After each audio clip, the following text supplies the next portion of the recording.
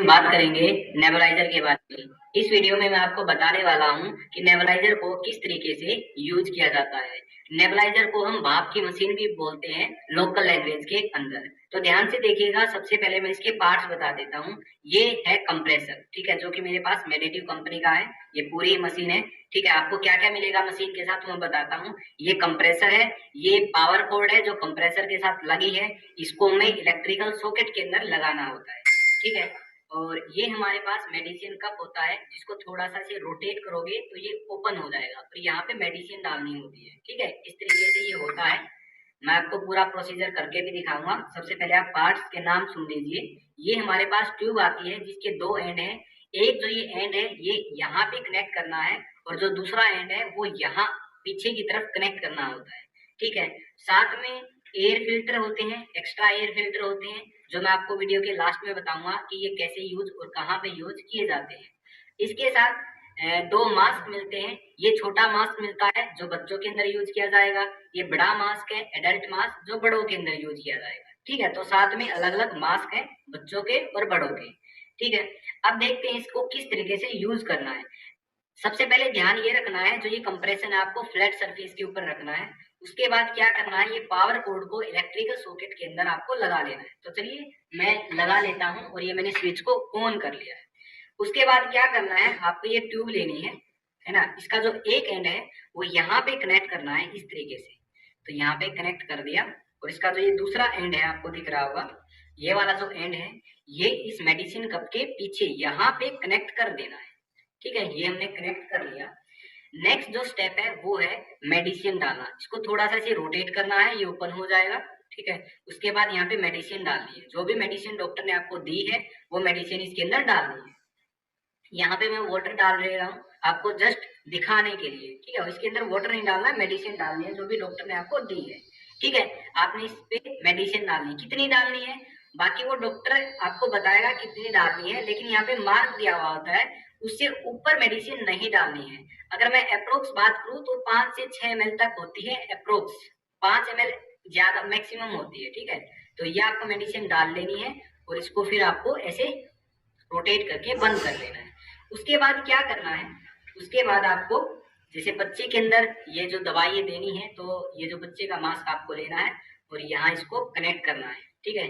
यहाँ पे आपको कनेक्ट किया और बच्चे को पहना देना है फेस के ऊपर, ठीक है। और यहाँ से इसको दबा के टाइट कर लेना है ताकि जो ये एयर है वो बाहर ना जा सके, बच्चा अच्छे तरीके से सांस ले और दवाई उसके अंदर ही जाए, ठीक है। इस तरीके से आपको कनेक्ट कर लेना। आई होप कनेक्शन का प्रोसीजर आपको समझ आ गया होगा।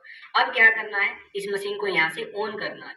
ये ऑन और ऑफ का बटन है, तो यहाँ से मैं आपको ऑन करके दिखाता हूँ। देखना यहाँ पे आप देखना कि भाप निकलेंगे, ठीक है। तो ध्यान से देखना,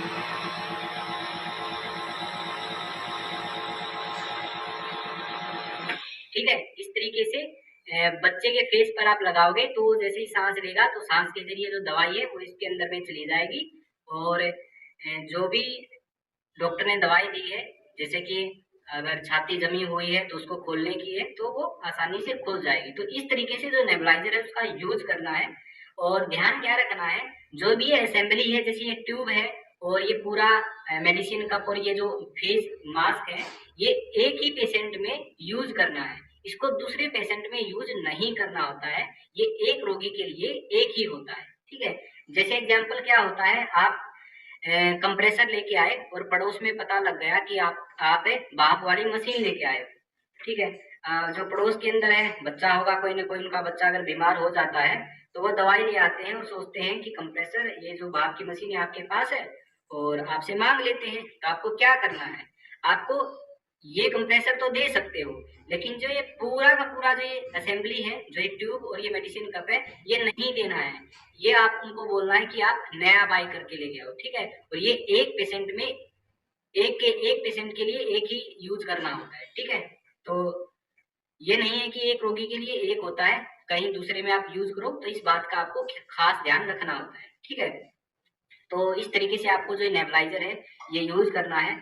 और भी मैं आपको बताता हूँ, जैसे ये एयर फिल्टर दिए हुए होते हैं, इनका क्या काम होता है देखिएगा। यहाँ पे एयर फिल्टर होके जाती है और यहाँ से फिर कंप्रेस होके निकलती है, ठीक है। अब जो ये एयर फिल्टर है ना, यहाँ पे ऑलरेडी एयर फिल्टर है, जब ये खराब हो जाएगा, इसका कलर चेंज हो जाएगा या फिर जो एयर का कंप्रेशन है वो स्लो हो जाएगा, तो उसको हम यहाँ से निकाल लेंगे और ये डाल देंगे। जैसे कि हमें क्या करना है, जैसे कि मान लिया कुछ दिन बाद जो ये वाला एयर फिल्टर ये खराब हो गया और ये रिप्लेस करना है। किस तरीके से रिप्लेस करेंगे, इसको ऐसे ऊपर उठाना है और इसको निकाल लेना है। ये कैसे निकलेगा, मशीन को उल्टा कर दो ये निकल जाएगा और फिर इसको डाल दो इसकी जगह और जैसे डाल दिया इसको ऐसे क्लोज कर दो।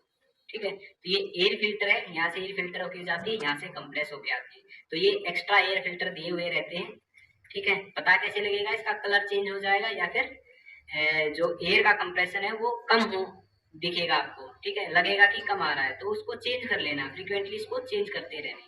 तो इस तरीके से जो ये नेबुलाइजर है ये यूज किया जाता है। स्पेशल ध्यान क्या रखना है, जो भी मैंने ये किट बताई है ना, ये किट जो ट्यूब और ये है, ये एक रोगी में एक रोगी के लिए एक ही यूज होती है, दूसरे रोगी के लिए दूसरी यूज होती है, सेम यूज नहीं होती है। तो इस बात का ध्यान आपको रखना है। बाकी सारी चीज मैंने आपको समझा दी है। ठीक है, और जो ये नेबुलाइजेशन की प्रोसेस है ये मैक्सिमम 5 या 10 मिनट के लिए ही चलती है। ठीक है, तो आज की वीडियो में इतना ही। आई होप आपको समझ में आया होगा कि नेबुलाइजर का यूज कैसे किया जाता है। तो चलिए मिलते हैं नेक्स्ट वीडियो के अंदर।